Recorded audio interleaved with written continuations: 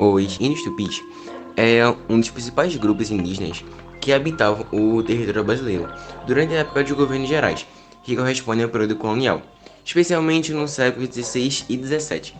Os tupis eram conhecidos por sua grande diversidade linguística e cultural, com diferentes subgrupos espalhados por diversas regiões do Brasil.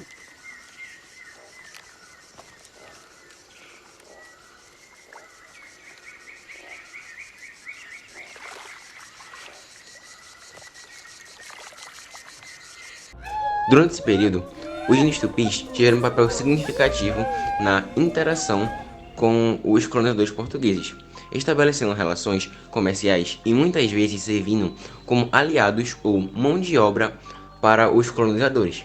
No entanto, também houve conflitos e resistência por parte dos tupis contra a colonização, especialmente em momentos de abuso e exploração por parte dos europeus.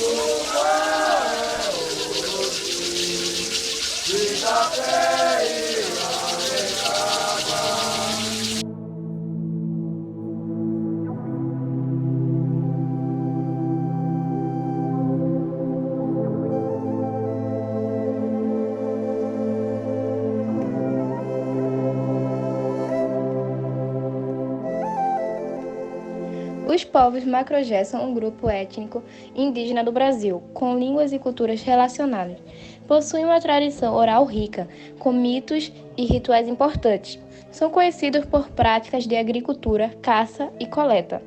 Suas sociedades são geralmente organizadas em clãs e grupos familiares. A preservação de suas línguas e tradições enfrenta desafios devido à pressão externa e à perda do território.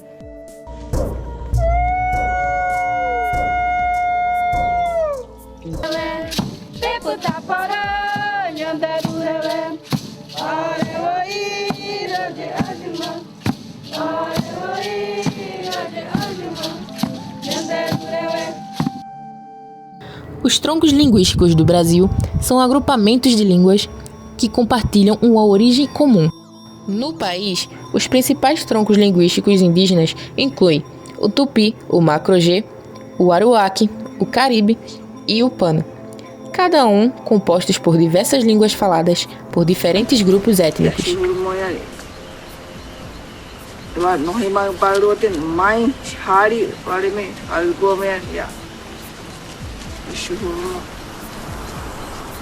Essa diversidade linguística reflete a rica herança cultural dos povos indígenas presentes no território brasileiro.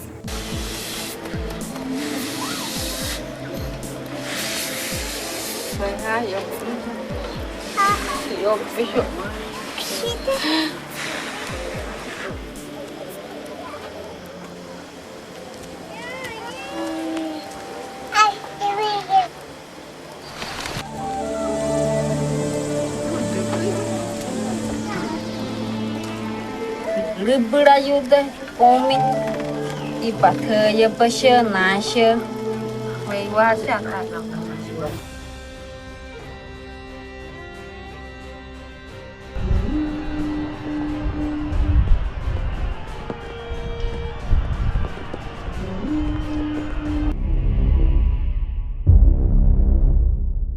Os governos gerais eram as principais estruturas administrativas da colônia, responsáveis pela organização política, econômica e social do território brasileiro.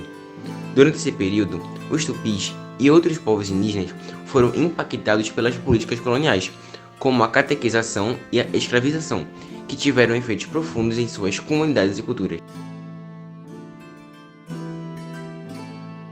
As capinas hereditárias elas foram uma tentativa de Portugal de administrar essa nova colônia. Eles vão dividir o Brasil em 15 territórios diferentes e eles vão pegar portugueses de confiança para administrar esses territórios, porque o rei não conseguiria administrar tanto o Brasil quanto esse novo território. Então, esse método, ele até poderia dar certo, porque foi um método que já funcionou em outras colônias.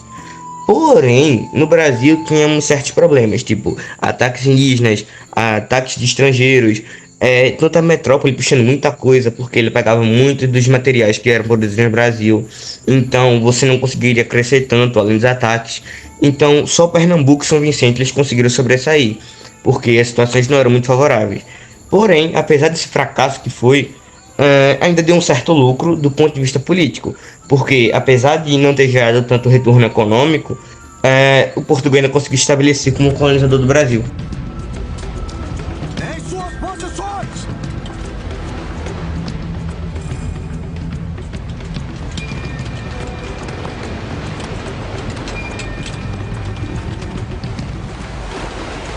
Estamos.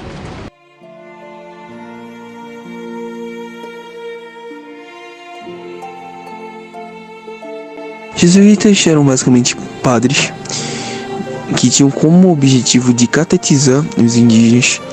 Que catetização é nada mais nada menos do que o processo de você induzir a sua religião a um povo que não conhece ela. Que no caso dos indígenas eles foram aprendendo com o tempo.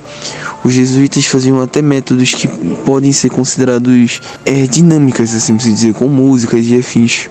E com o tempo, os indígenas foram sendo vistos como crianças ou bebês pelos próprios jesuítas e pela igreja, já que eles não sabiam falar, supostamente falar, né, e nem escrever. Por isso que os jesuítas tinham até mesmo pena deles ao ver eles serem escravizados ou algo do gênero.